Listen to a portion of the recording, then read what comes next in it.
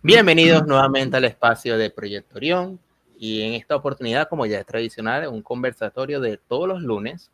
Hoy tenemos un tema algo controversial y que en muchas comunidades se ha tratado sobre la existencia o la no existencia de Moisés como uno de los personajes bíblicos entre tantos. Moisés tiene una relevancia bastante importante porque fue el patriarca que guió de un modo u otro al pueblo elegido, según la Biblia, en ese martirio por el desierto.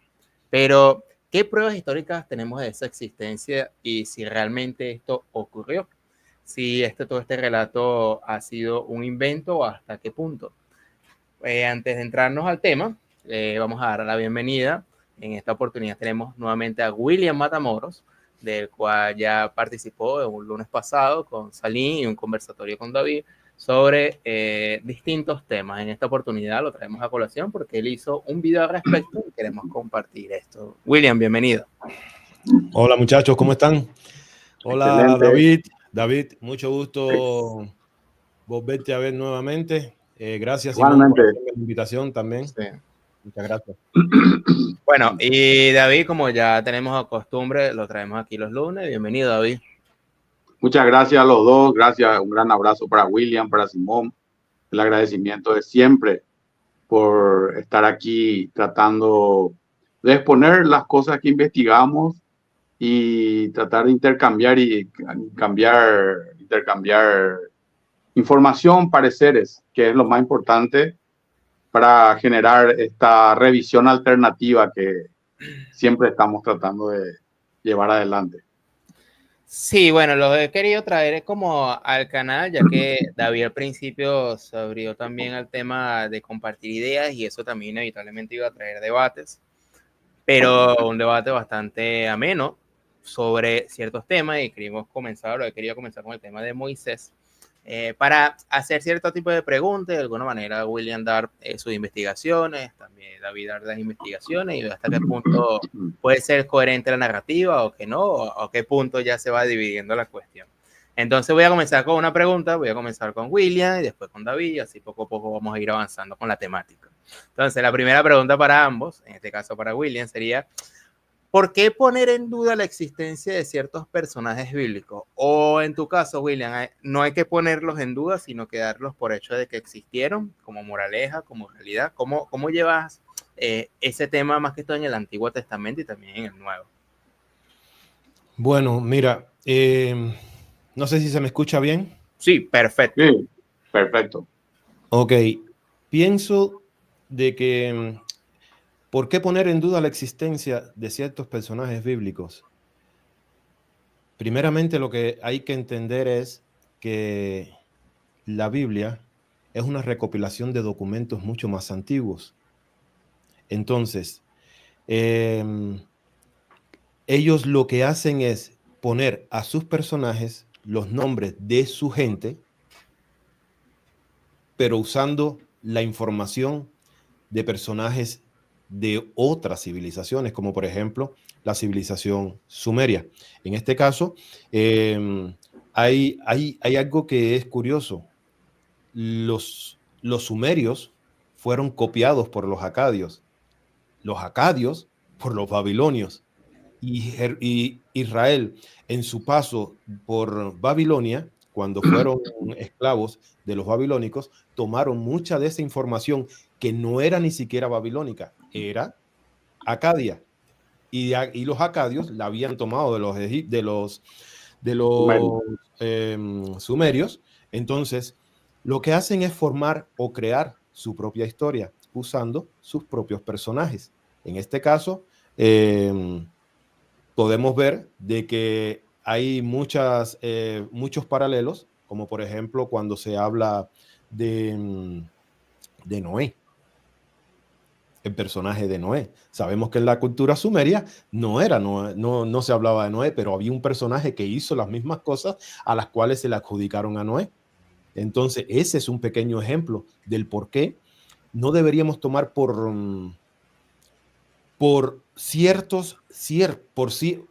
reales algunos de los personajes que aparecen en el Antiguo Testamento y también en el Nuevo Testamento. Ahora bien, Eso no significa de que sí hayan existido personajes, solo que le adjudicaron sus hazañas a los de ellos, pero eran las hazañas de otros.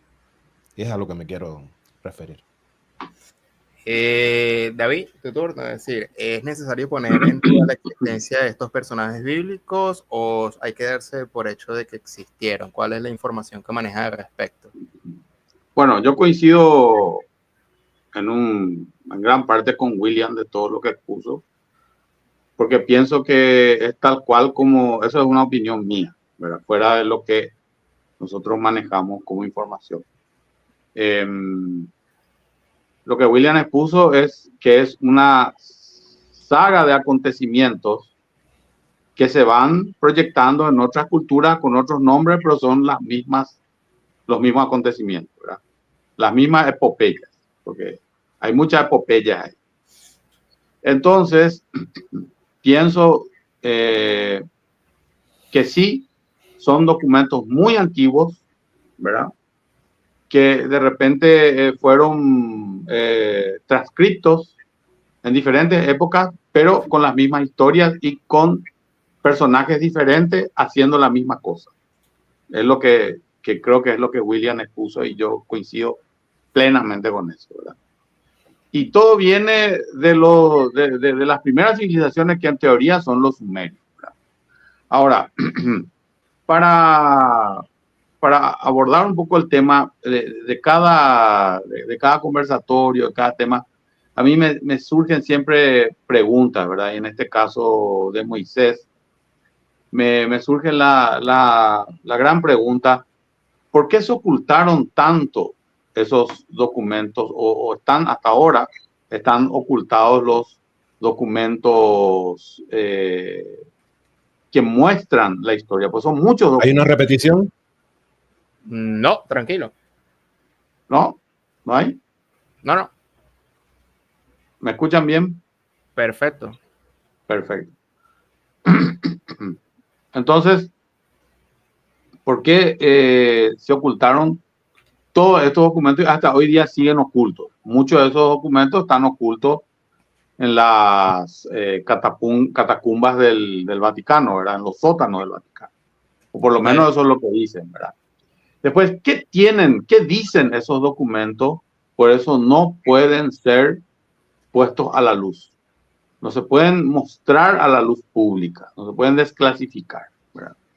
Pregunta que a veces se nos responden con un relativismo evasivo, que eso ya lo tocamos en el conversatorio pasado, o creo que fue en el anterior, donde hablamos del libre albedrío, y cuando uno trata de explicar eso, de repente es libre albedrío o el dogma, ¿verdad? Okay. O sea, no hay una explicación lógica. Entonces, en el caso de Moisés, por ejemplo, tiene un gran paralelismo con Sargón de Akkad. Que la historia Sargón de Akkad, un sumerio, que la historia nos cuenta que fue un gran político, pero en realidad no fue un gran político, fue mucho más que un político. Entonces ahí ya comienzan las manipulaciones y ya comienzan las interpretaciones dudosas, ¿verdad? Quiero poner un ejemplo de actualidad. Ahora, por ejemplo, está el caso del presidente que está saliendo de Siria, el presidente que fue ahora derrocado en Siria, ¿verdad? Okay. Extrañamente, el líder del movimiento, voy a tratar de no ser muy explícito, el líder del movimiento que le derrocó a este presidente, es una persona que estaba siendo buscado por una central de inteligencia muy conocida y ofrecían una captura, o sea, ofrecían un dinero para la captura de información para él. Y bueno, ahí está él. Está en Siria. ¿Qué pasó eso? Y eso no lo dicen los divulgadores, lo dicen los medios mainstream, los medios oficiales. Yo no estoy inventando esto. Entonces, esa contradicción, imagínense esa contradicción que es puntual ahora, en este momento, imagínense llevarla a algo tan antiguo como todo lo que es el caso de la Biblia, de religiones, historia y todo eso, ¿verdad?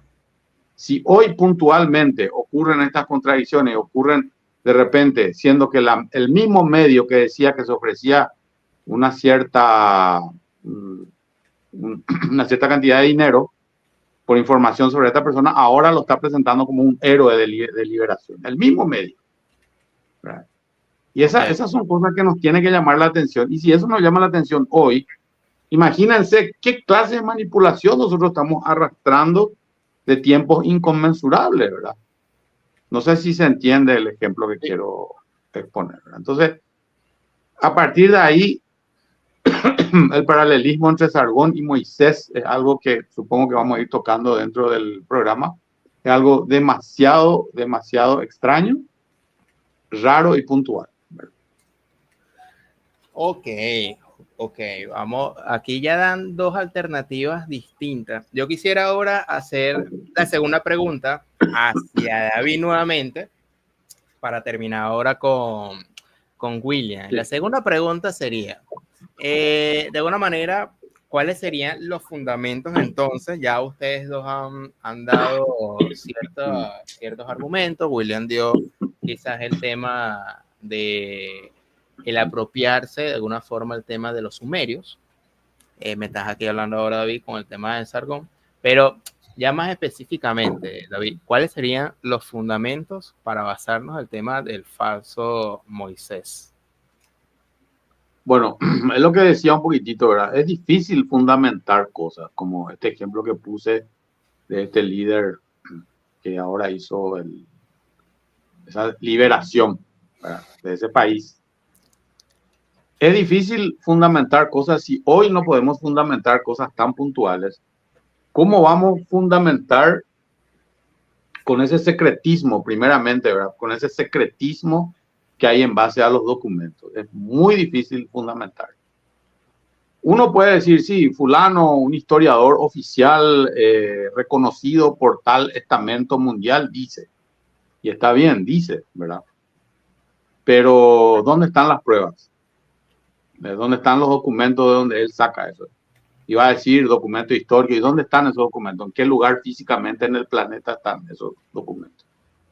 Por eso es difícil fundamentar. Ahora, otra cosa, otro detalle sobre la fundamentación es que el mismo Freud, Delitzsch, John Van Cester, que eran Freud, que es conocido, ¿verdad? Los otros no son tan conocidos, pero eran personas que estudiaron muchísimo los orígenes. Y Freud, para hacer ciertos estudios, estudió mucho los orígenes. Y hablaron específicamente de Moisés y de otros personajes bíblicos que no tenían sustento ni histórico, ¿verdad? Ni siquiera un sustento hasta religioso, según Freud, ¿verdad? Eso está en su libro, uno de sus libros. Y en uno de sus tratados, más bien. Entonces, ¿cómo vamos a sustentar si no podemos? O sea, no, yo me puedo adueñar de una verdad y decir, sí, esta es la verdad. Pero eso es lo que yo digo. Es la misma cosa que decir que esta ropa que yo tengo de color oscuro y yo le quiero hacer creer a la gente que es blanco. ¿Cuál es la prueba de que esto es blanco, ¿verdad? Entonces, ahí es donde es muy difícil. Lo que yo, en este caso, voy a exponer es el trabajo de Nathaniel Smith, entre uno de los tantos eruditos censurados que sus manuscritos fueron a parar a coleccionistas privados. Voy a poner lo que él dice, no precisamente de Moisés, pero lo que él dice sobre los hechos que ocurrieron, ¿verdad? Y te pediría, Simón, si te había pasado 2 placas, y es que de repente eso puede compartir. En este momento. Que en esos 2 videos en nuestro canal, aquí es uno. Sí, en esos 2 videos que están en nuestro canal, en Mentiras Prohibidas, tenemos justamente la exposición de esa parte de la historia, ¿verdad? Donde hablan de dónde salieron todos estos seres. Por lo menos es la versión que nosotros tenemos. Tampoco nadie... Hay la parte 1 y la parte 2, ¿verdad? De la historia de Yahvé. tampoco nosotros no podemos adueñarnos de ninguna verdad ni decir esta es la verdad. No, lo que nosotros exponemos es una versión, la cual a nuestro criterio se sustenta sobre unos datos físicos y inclusive datos hasta cronológicos que sí tendrían, para nuestro criterio, tendrían mucho de razón.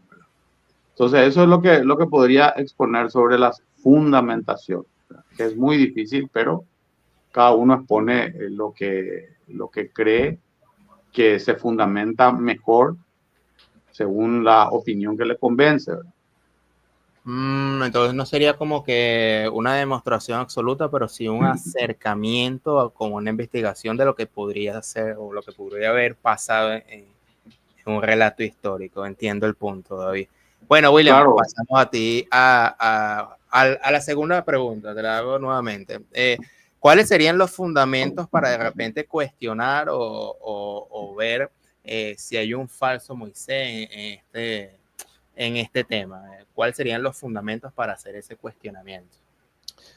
Ok, pienso, bueno, lo primero. Ok. Otra vez. Dale, continúa, se te escucha la vez. Mira, lo primero es que la historia bíblica, hay que entender esto. La historia bíblica cuenta de que una familia, o sea, la familia de Jacob, se mueve hasta Egipto por la hambruna que había. Se supone de que eran 11 hijos y habían hijas. El documento bíblico dice de que de esa 400 años después de haber estado como esclavos, cosa que no aparece en ningún registro de la historia egipcia, este pueblo, cuando sale, era un aproximado de entre 400,000 a 600,000 personas. Eso es algo que no cabe porque supongamos de que eran 20 hijos, incluyendo las hijas. 40 hijos, vamos a ponerle por mucho. Okay. ¿Cuántas generaciones hay en 400 años? 5, 6 generaciones nada más. No es posible de que pueda haber esa cantidad de personas.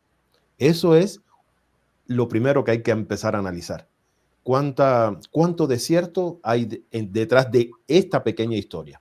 Lo otro, como estamos hablando de Moisés, antes de empezar a hablar de Moisés, tenemos que entender de que Moisés es un nombre egipcio.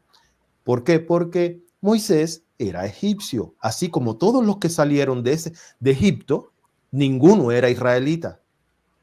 Porque si de verdad fueron esclavos, vamos a suponer, como dice Viglino, vamos a hacer la suposición de que lo que está escrito ahí es cierto, ¿verdad? Que fue lo que el escritor quiso poner y plasmó como una verdad absoluta, porque así se es tomado a través de las religiones.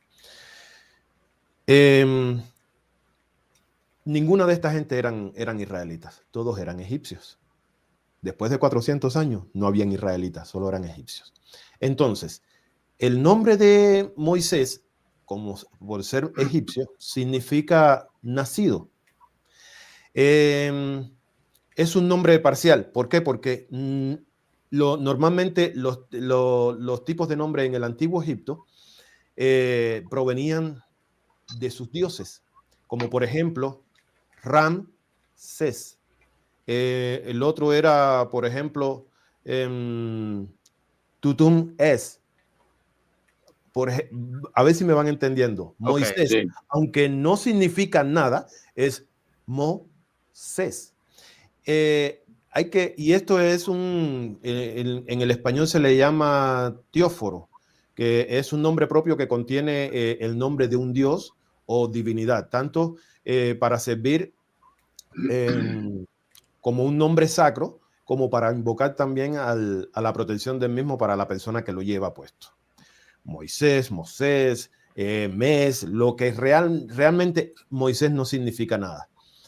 Solamente significa nacido.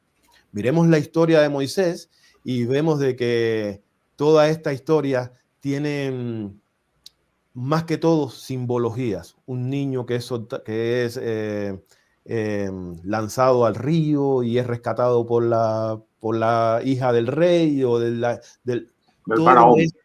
De Faraón. Todo esto solamente es un simbólico. Ahora bien, la historia del nacimiento de que Moisés fue lanzado o puesto en una canasta y todo esto que acabo de decir provienen también de las historias sumerias. Proviene también de las historias sumerias. Ahora, ¿por qué hay posibilidades de que este Moisés bíblico? Porque yo, en mi opinión, sí creo de que hubo un personaje. Ok. ¿Verdad? En mi opinión, creo que sí hubo un personaje. Así como muchas personas dicen de que Jesús no existió. Sí, no existió Jesús, el Jesús que menciona la Biblia, pero sí hubo uno. Sí. ¿Verdad? Pero no es que el que menciona la Biblia que hacía un montón porque todo esto ha sido nada más que envolver a la gente dentro de un manto religioso. Entonces, cronológicamente tampoco hay fecha que se pueda ubicar el nacimiento de Moisés o de lo que fue el Éxodo. Eso es una de las cosas que te da dudas de que si realmente existió o no existió ese personaje bíblico, porque estamos hablando del personaje bíblico, ¿verdad? Se han propuesto, hay muchas personas que han propuesto infinidades de momentos dentro de la historia de Egipto y junto con esta también la presencia de muchas teorías. Y esto lo que hace ver es que no hay nada claro al respecto. No hay evidencia histórica, no hay evidencia arqueológica, ¿verdad? Okay. No hay evidencia, no hay ni siquiera evidencia arqueológica de que haya estado el pueblo de Israel dentro de esta nación, en medio de ellos. Entonces, solamente aparece por ahí una estela que se llama la estela de Israel, y lo que menciona es de que, y esta estela está datada para la época de Mesmerta, que era hijo de Ramsés II, porque también la historia bíblica centra a Moisés y la historia del pueblo judío y del éxodo en la época de Ramsés II, y también eso es falso. Entonces, solo hay una estela que se llama la estela de Israel, que como les dije, está datada para la fecha del reinado del hijo de Ramsés II, y solo se hace una pequeña mención de lo que podría ser, porque ni siquiera hay seguridad de lo que podría haber sido Israel, y el nombre que se menciona es Isriá.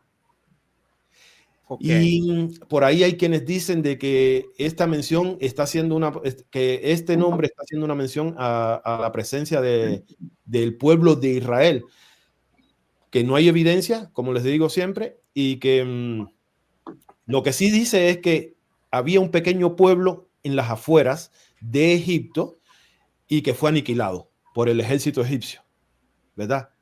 Y era muy pequeñito. Eso es lo único que se menciona, pero no hay evidencia ninguna. Ahora, como yo digo, en mi opinión, sí creo que hubo un personaje, solo que se le fue adjudicado todas las historias antiguas. Pero no, evidencia no hay científica, no hay religiosa sí hay, la de la Biblia, pero no hay evidencia científica, no hay evidencia arqueológica, no hay evidencia histórica de que haya existido un Moisés. Es increíble cómo se sostiene un personaje más por una creencia que por una evidencia histórica. Y es por elección por elección personal en esta oportunidad. Es interesante las dos posturas que me han dado ante la segunda pregunta. Ahora voy contigo nuevamente, William, para la tercera pregunta que tengo que anotar, y es, ok, ya hablamos por qué poner en duda la existencia de los personajes, ya hablamos un poco de los fundamentos. Ahora vamos a hablar de quiénes o quiénes pudieron haber manipulado la existencia o hacer fabulaciones de ciertos personajes bíblicos, como el caso de Moisés, pero también podemos hacer mención de otros. Es decir, quiénes son los que pudieron haber montado dicha manipulación o simplemente fueron alteraciones evolutivas al respecto. ¿Cómo lo ves, William? Bueno, los que manipularon toda esta historia fueron los mismos escribas. Recordemos que después de que el pueblo de Israel regresa después del exilio babilónico, ellos es que empiezan a empezar a construir su historia. Eso está más o menos datado para el siglo XIII antes de Cristo. ¿Me entiendes? Okay. Y ellos toman, no sé si han oído hablar de la estela de Mojarabi, del rey Mojarabi. O sea, los 10 mandamientos están sacados de la estela de Mojarabi, que era el dios o el Elohim de los babilónicos. Entonces ellos a partir de ahí es que empiezan a crear su propia historia después del exilio babilónico. ¿Qué es lo que hacen los escribas? Ellos no tenían ningún tipo de identidad. Ellos no tenían ningún tipo de identidad. Y lo que hacen es crearse una propia identidad usando las historias de otros, de los pueblos que estaban alrededor y mucho más antiguas, como fueron la de los acadios, la de los sumerios, la de los babilónicos. Todas las usaron y se crearon su propia historia. Y ha sobrevivido esa historia hasta el día de hoy. Gracias a la Iglesia Católica, al 325, cuando se hizo todo en ese concilio se hizo ese sincretismo religioso. Okay. Aparece el Dios del Antiguo Testamento como el verdadero Dios, como el Padre de Jesús, y meten toda la historia ahí, y hasta entonces ha durado. Un sincretismo, apuesta más por un sincretismo religioso a través del tiempo. Sí. Es usando historias ajenas. Usando historias ajenas para realzar quizás un dogma, una teología, algo por encima del resto de... Recordemos, y ahí disculpa, recordemos, ellos no tienen historia. Acuérdate que Abraham es sacado del pueblo o de la nación, o sea, de los sumerios. Él es sacado de Ur de los Caldeos. ¿Verdad? Que creo que aparentemente en ese momento era como la capital de Sumeria. Entonces, él es sacado de ahí para empezar a crear su propia historia, pero no tenía historia porque era un nómada. Su Dios, su Elohim, lo tiró al abandono en el desierto a vivir como nómada, a vender a su mujer y con eso hacer riquezas. Ahí están los textos donde él, cada vez que iba a entrar a un lugar, iba a entrar a Egipto, iba a entrar a una ciudad, lo que le decía era a ella: di que tú eres mi hermana, nunca digas que eres mi esposa porque mi vida correría peligro. ¿Verdad? Y a Sara se la comieron varias veces.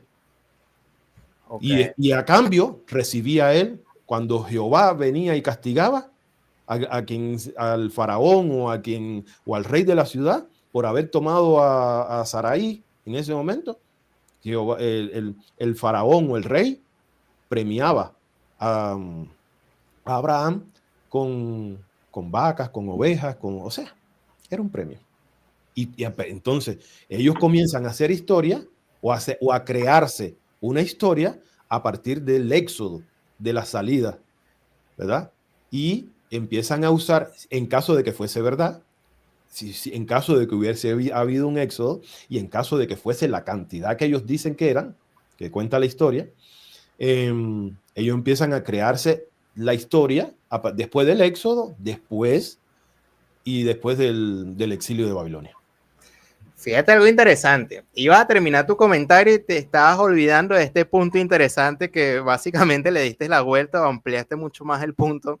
Es algo curioso, ¿no? A veces decimos un comentario, creemos que terminamos, pero se nos olvida un punto que puede ampliar mucho más lo que ya habíamos dicho. Sí.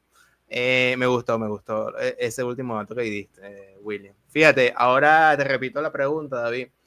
Ya hablamos de por qué poner en duda, ya hablamos sobre los fundamentos, pero no hablamos si hay ciertos personajes en la historia o personajes en concreto que pudieron haber manipulado la existencia o crear fabulaciones de personajes bíblicos, o en su defecto pudo ser, como dice Will en este caso, sincretismos naturales y evolutivos. ¿Cómo ves al respecto de estas fabulaciones o de estos inventos quizás de personajes según la información que manejas, David? Bueno, yo coincido mucho con William porque realmente él expuso gran parte del todo ya en base a esta pregunta, ¿verdad? Obviamente que los concilios manipularon la información y se adueñaron de informaciones ajenas y adaptaron la información a lo que ellos querían y agarraron, cambiaron los nombres, o por lo menos esa es mi conclusión, y coincido mucho con lo que dice William, ¿verdad? Cambiaron los nombres para generar nuevos personajes, una nueva historia y un nuevo dogma, ¿verdad? Entonces, sí existió una manipulación porque es una saga de leyendas. Es una saga de leyendas que vienen desde el supuesto punto cero, que es la creación, hasta la parte final, que es el apocalipsis, ¿verdad? Pero si uno va viendo todo eso, coincide con muchas cosas de otras culturas, ¿verdad? Y otra cosa también que se dice, ¿verdad? Yo nunca he visto, pero dicen que los textos, muchos textos de donde se sacaron toda esta información en los concilios, estaban en griego, otros estaban en hebreo, ¿verdad? Pero ¿de dónde vienen? Más allá del griego, más allá de haber estado en tal o cual lengua de aquella época, ¿de dónde vienen esas historias? Y ahí es donde me recuerda nuevamente a lo que Nathaniel Smith realizó en ese trabajo cuando Douglas White, el rector de la Universidad de Cornell, trajo toda la colección de Franz Bopp, y ahí él empezó a mirar, porque ahí habían libros donde estaban los dibujos de muchas tablillas. Él empezó a entresacar una cantidad de información y se dio cuenta de que la historia no era tal como nos la estaban contando, ¿verdad? Entonces, una de las cosas que expone Nathaniel Smith, que ponemos en ese video de Yahvé, el tema es que Yahvé era un ser producto de 7 seres que fueron incubados para dirigir, gobernar el planeta. Y ellos se regían por los mandatos del gran vigilante, que era Ankiam. Ankiam y Enki suena. Así como William también está haciendo los paralelismos de los nombres, ¿verdad? Mosé, ¿cómo era el otro? Ramsés, Ra, que es el dios, el dios egipcio. Okay. Entonces, si uno se pone a ver todos estos paralelismos, coincide mucho de esos nombres que pone Nathaniel Smith en esos manuscritos. Y sí, la historia de Sargón, que es una historia antigua sumeria, coincide muchísimo con toda la epopeya de Moisés. Entonces, si comenzamos a mirar cronológicamente, muchas cosas van coincidiendo, así como ya lo expuso William, van coincidiendo, saltan de una civilización, saltan a otra, y así se van repitiendo. Y lo que puso también William, el tema de Noé, y Siusudra era el Noé sumerio. Y es extraño que cuando en nuestro video de Enoch, que nosotros ponemos ya ahí lo de James Bruce, ¿verdad? Que fue a buscar el Arca de la Alianza y se llega a encontrar el libro de Enoch. Él llevó 2 eruditos. Uno de ellos era Anselmo Breuer, que después desapareció. Y se encontró los manuscritos de Anselmo Breuer en una de estas colecciones. Ok. Entonces, ahí expone en todo eso que Enoch fue el gran testigo de la creación, de la segunda creación, ¿verdad? Porque vinieron unas energías, como le llaman en ese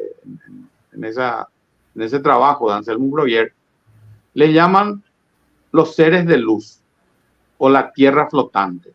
porque al parecer estaban en una especie de rocas flotantes, ¿verdad? Y un erudito persa dice que Enoc pudo haber sido el gran testigo de la creación. Entonces ahí tenemos una parte que hablan de que el planeta estaba bajo agua y estas entidades, estos seres luces terraformaron el planeta. Pero después vinieron estas otras entidades, los dioses destructores, que mandaron la vida en simientes, no es que vinieron ellos físicamente. Eso es lo que pone también Nathaniel Smith, coincide con Anselmo Broglie. Entonces, si vemos esa historia que nos cuenta un manuscrito alternativo, coincide con lo que estamos diciendo, coincide con toda la epopeya sumeria, es otra transcripción del todo, es una versión más. Entonces, ahí ya nos damos cuenta de que hay una gran manipulación.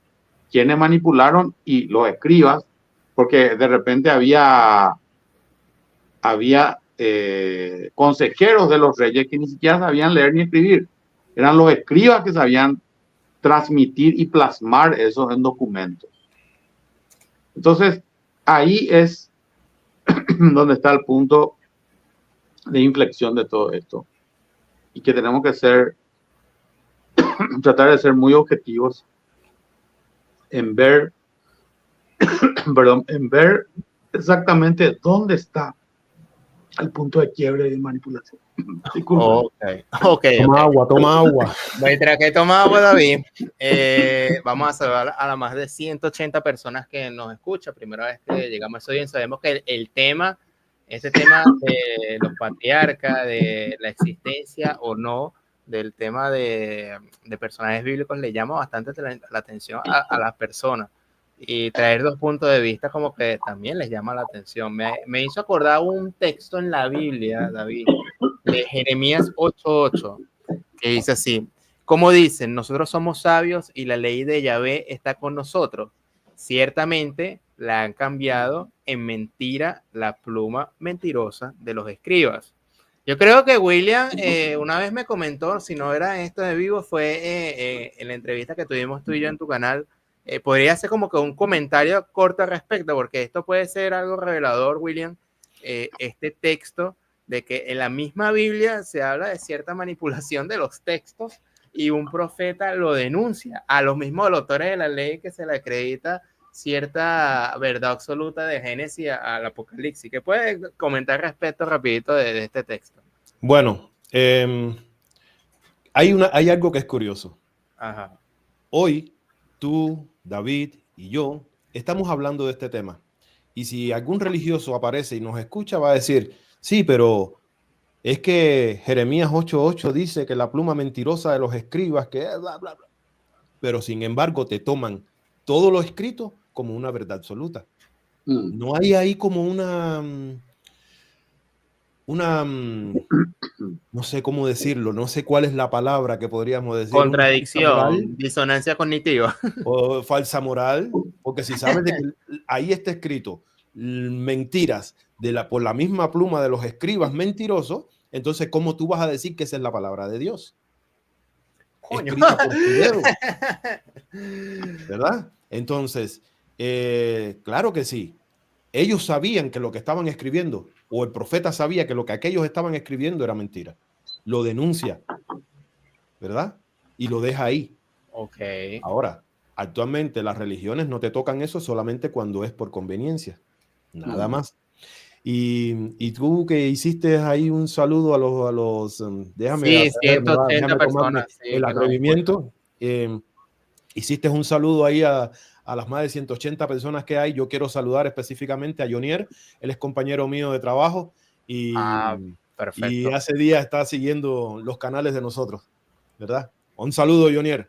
Un saludo, no, perfecto. Un saludo, nuevas personas que se interesan y que de repente no tienen nada que ver con nosotros y se interesan por un tema y por otro y caen en este nuevo mundo que parece que no existiese y sí, hay demasiada tela que cortar. En el mundo de la búsqueda. El mundo de la búsqueda que no hay fin, sino que esto es eterno. La búsqueda no termina. Sí, sí, no, sí, me hizo acordar de ese texto de Jeremías 8:8 y bueno, me gustó el pequeño comentario que acabas de hacer porque sí, hay una disonancia cognitiva, William, una disonancia bastante brutal, que no, sí, eso que dices son mentirosos, pero estamos usando los mismos textos que lo describa, en un momento fue demandado por un profeta que ellos mismos adoran, entonces cae en un círculo sin fin ahí, bastante curioso. Estamos entrando en la recta final, en los 40 minutos de esta entrevista, nos quedan 2 preguntas al aire y quiero retomar con David para finalizar con la quinta pregunta con William y es el siguiente. Ok, vamos a dar por supuesto un momento que Moisés o estos líderes hayan existido. Entonces, en este caso vamos a tomar a Moisés. Pues, se puede ver entonces Moisés como un patriarca o líder militar o tirando más un líder dictador. ¿Qué información puedes manejar en este caso, David? Bueno, pudo haber sido cualquiera de esas cosas, ¿verdad? Ahora, en el trabajo de Nathaniel Smith, que nosotros ponemos, se habla de un líder que vio la gran claridad. La gran claridad pudo haber sido un roar, una nave espacial, un eclipse, cualquier cosa. Y ese líder era un Shuba. Shuba eran los hijos de los dioses con las esclavas finamente seleccionadas. Okay. Todo eso está expuesto en ese trabajo, ¿verdad? Y también lo ponemos en el video. Y ahí ya se nota que hubo una selección para procrear a ciertos líderes, ¿verdad? Moisés pudo haber sido uno de esos Shubas que tenía contacto directo con las claridades que pudieron haber sido lo que nosotros llamamos proyecciones holográficas.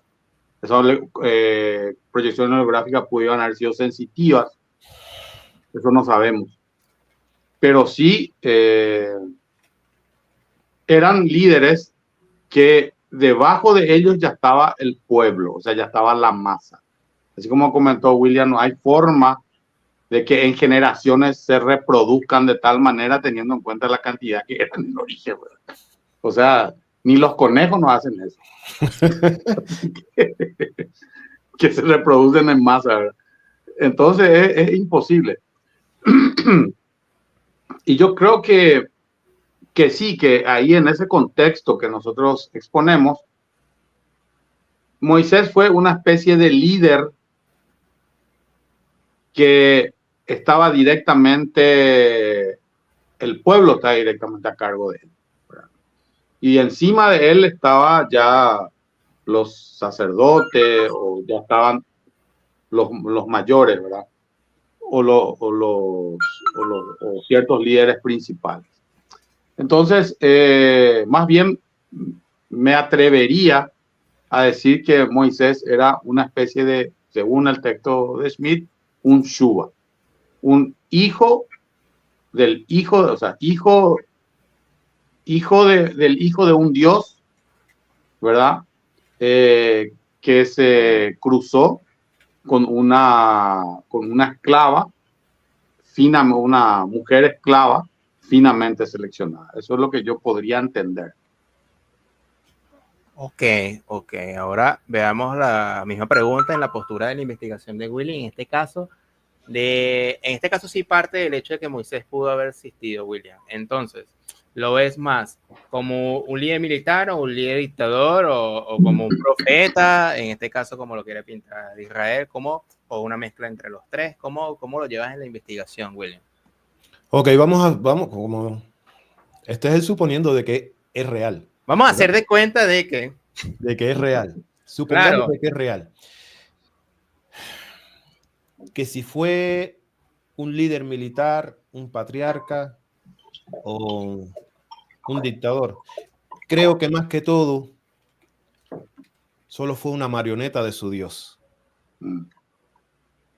Antes que militar, antes que patriarca, antes que cualquier cosa, solo era una marioneta, porque si leemos el documento bíblico y vemos lo que dice cuando él recoge las tablas de la ley, ¿verdad? O uno de los mandamientos, no matarás. Cuando llega abajo y ve aquel que la gente andaba en rumba, adorando al becerro, ¿qué fue lo que pasó? Mató más de 3,000 en un... Le acababan de dar, porque Jehová le dijo, agarra, pon la espada en tu muslo y pásaselo a todos tus compañeros. ¡Uf! O sea, era solo un peón de las acciones, de los deseos, de la arrogancia del tipo que lo dirigía a él, ¿verdad? Solamente. Él no era patriarca, él no era nada. Es más, cuando se le reveló y golpeó la piedra, según el texto bíblico, en el desierto, ¿qué fue lo que pasó? Le dijeron, no vas a cruzar ni vas a ver la tierra prometida. Para que no te hagas el dato. Así. Y no pudo verlo. O sea, mal paga el diablo a quien bien le sirve. Ahí es donde se cumple. Está fuerte, está fuerte. Es decir, antes de patriarca, dictador o líder o profeta, ha sido una marioneta. Sí, efectivamente, ante Yahvé y ese comportamiento, ¿quién se iba a atrever a alzarse en rebelión contra este Elohim? Es bastante interesante a esa conclusión. Quisiera llegar ahora sí a los metros finales de esta entrevista con una última pregunta, y ahora sí voy a ir contigo, William, nuevamente. Entonces, a pesar de esta conversación, sería, ¿cuáles serían las pruebas irrefutables, nuevamente, sobre la existencia de Moisés?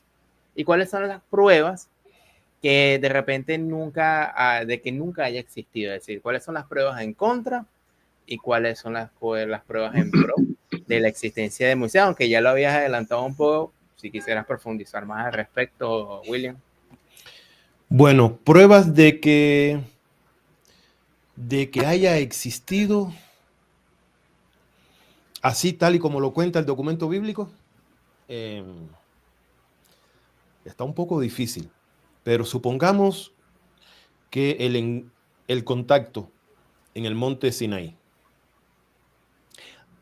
el pueblo de Israel, hay que reconocer algo, el pueblo de Israel fue un pueblo contactado, desde muy, muy atrás ha sido contactado. Y junto con ese contacto ha habido también dentro de esto una manipulación. Si es cierto de que existió Moisés, creo que él fue la persona más indicada, creo que por haber sido un tipo criado dentro de la casa del faraón, por ser un tipo inteligente, creo que fue utilizado para llevar a cabo los planes de su Dios, ¿verdad? Que no era el Dios no era el Dios de Moisés. Hay que también aclarar eso. Jehová no era el Dios de Moisés, porque si fuese el Dios de Moisés, él no le hubiera pedido que le dijera cuál era el nombre, porque casi se suponía que tenía que saber su nombre. Y allá en el Éxodo capítulo 3, versículo 15, que él le dice, bueno, y si ellos me preguntan cuál es tu nombre, ¿qué les digo? O sea, el tipo estaba en las nubes. No porque a ti yo no te conozco. ¿Quién eres tú? Dime tu nombre. No lo conocía. Él fue contactado por este personaje, pero él no lo conocía, ¿verdad? Él pudo ver las obras de este personaje, la tecnología, porque las cosas que nosotros vemos en el Antiguo Testamento que podrían llamarse milagros, realmente no eran milagros, eran tecnología, ¿verdad? A lo que se le puede conocer como el gran poder de Dios. Eso realmente era tecnología. Entonces, creo que ese contacto, si los eventos fueran reales, bueno, la evidencia sería el contacto y que ha perdurado, porque el Dios ha perdurado a través de los siglos en ese pueblo, y el pueblo o los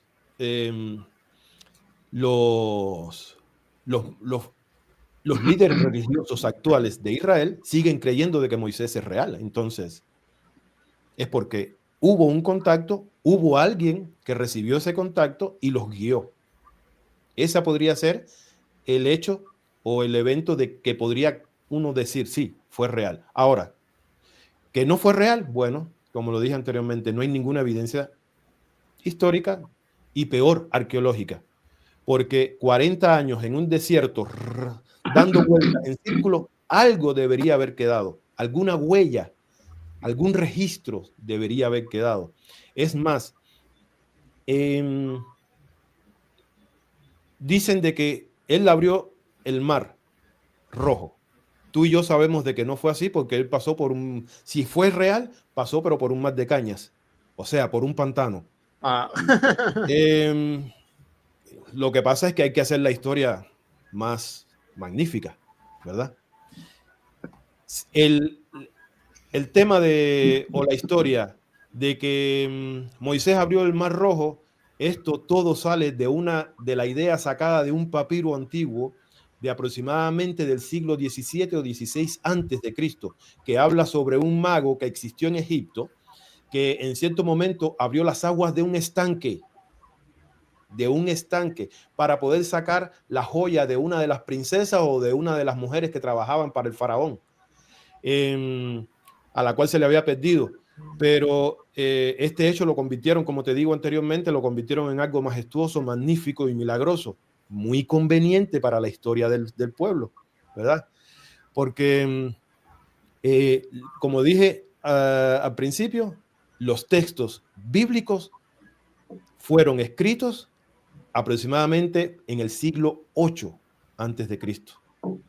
O sea, que lo que se le adjudica a Moisés, que escribió el Génesis, que escribió el Éxodo, Deuteronomio, Números y Levítico, hay que también ponerlo en duda, porque si no, analicemos la muerte de Moisés, él la escribió y dijo que iba a morir y todo eso, y murió Moisés y siguió escribiendo.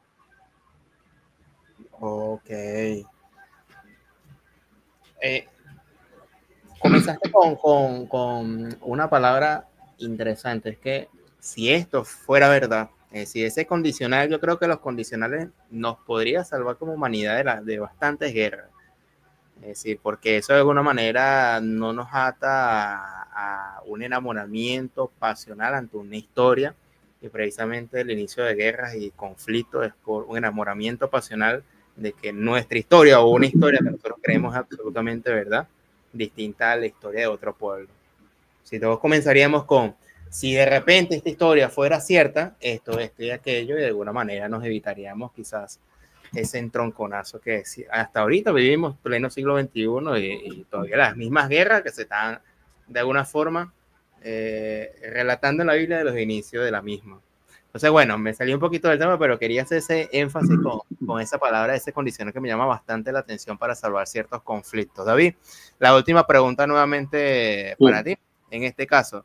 ¿Cuáles serían las pruebas refutables y de alguna manera de la existencia de Moisés?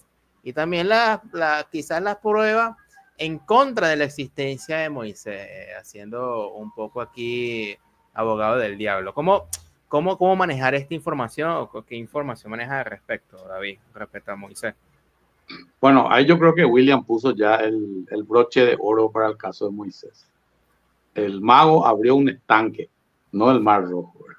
Es muy diferente abrir un estanque y abrir el Mar Rojo. Bueno, eso es un comentario muy interesante de ese detalle, ¿verdad? Pienso que es muy difícil dar esa aseveración, pero sí hay un detalle que quisiera compartir con los dos, de por qué los esenios abandonaron el judaísmo. Los esenios abandonaron el judaísmo, sí, porque los esenios cuestionaban todo. Y una de las cosas que cuestionaron los esenios fue justamente el origen de, mira que esto es algo bíblico también, pero sí hay registro histórico de los esenios, sí hay. Porque ahí uno está Maletón, Flavio Josefo, que eran prácticamente historiadores de la época, en el cual en sus escritos, que no sé dónde están sus escritos también, se basan las recopilaciones históricas. Ahora, ¿por qué los esenios abandonaron el judaísmo? Porque ellos cuestionaban una serie de cosas, porque no tenían sustento. Entonces, desde el momento que algo no tiene sustento, es difícil poder dar una aseveración sobre eso. Y es fácil agarrarse de lo que no tiene sustento y darle un marco de supuesta verdad y presentar eso como una verdad. Es muy fácil. Y eso ocurre en muchas iglesias. Y William puede, mejor que yo, puede, ¿cómo es? Puede exponer, porque ahí está en el caso de las iglesias. Las iglesias interpretan, y eso lo tocamos en el video anterior, en el vivo anterior, de las divisiones religiosas. Cada uno interpreta la misma cosa a su medida. Entonces, ahí está, perdón, ahí está el gran dilema. ¿Cómo vamos a sostener algo que pueda usarse como una verdad manipulada o como una mentira? Eso es lo que yo puedo poner. Verdad manipulada y cómo tener filtros para la historia. Bueno, unas palabras finales, David, en esta oportunidad, ya que tenías la palabra con respecto, como la moraleja final de esta conversación sobre no solamente Moisés, sino también las historias y relatos bíblicos, ya que estamos llegando ya al final de la conversación en esta oportunidad.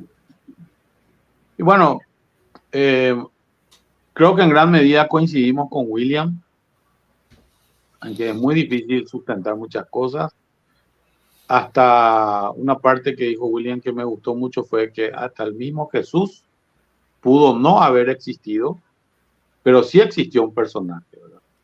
Y sería eso un gran tema para un próximo vivo, ¿verdad? Más adelante, que es quiénes fueron los personajes que pudieron haber sido Jesús, o hablar un poco sobre eso, entre ellos Apolonio de Tiana, que para muchos se inspiraron en él para crear el personaje de Jesús. Entonces, es muy difícil dar un sustento y es muy fácil manipular. Esas son mis aseveraciones finales.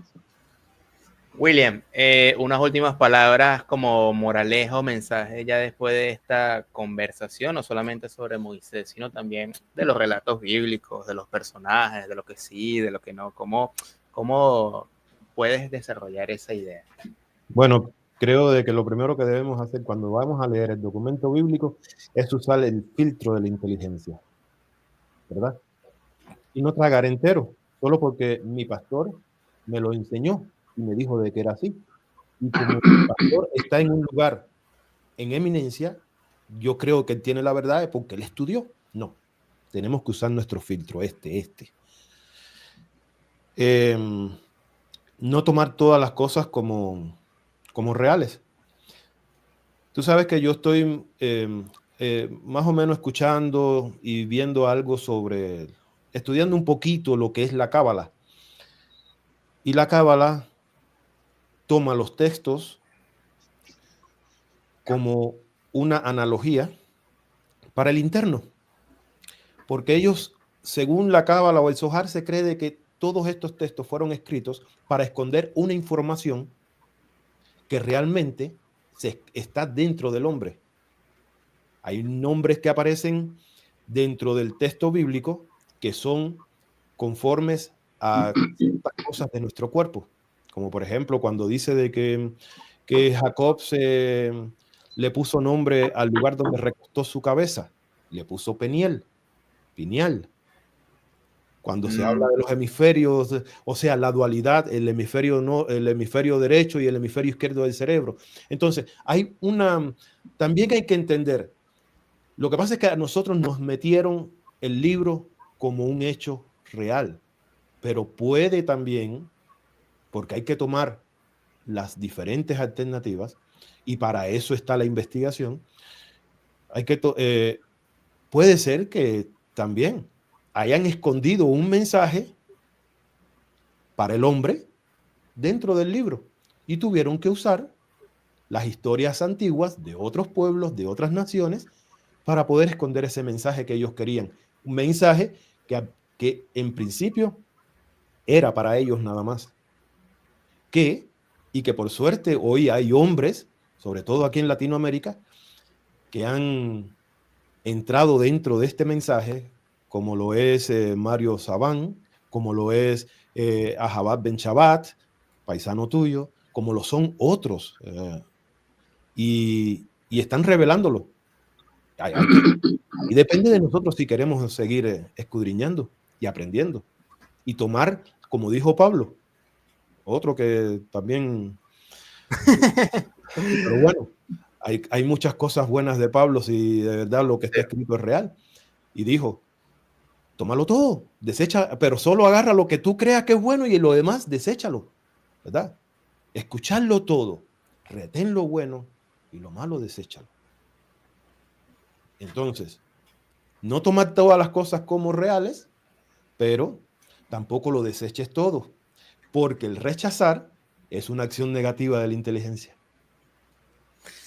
Eso es Primera de Tesalonicenses 5, 21 al 25, exactamente. Y sí, ¿por qué William usa textos bíblicos? Porque se dedicó más de 20 años en los trayectos del cristianismo, y él después de ello, y después de investigar, dio a un canal, o abrió un canal, que es Despierta, este es el tiempo. Le invito a que se suscriban al canal de William, también el canal, en este caso, de David Villalba, para que puedan también, de alguna manera, en Mentiras Prohibidas, los pueden buscar. También que pueden ampliar más la información que apenas David de alguna forma da aquí en pequeñas pinceladas de algo que le parece algo nuevo, pero David, junto a Ezequiel, da más información al respecto. Ya mostramos las miniaturas. Muchas gracias a los dos por haber aceptado la invitación. Bastante gusto, y la gente tuvo demasiada receptiva a este tema. Están nuevamente invitados a un futuro para esta y otras más conversaciones de estos textos bíblicos, que esto da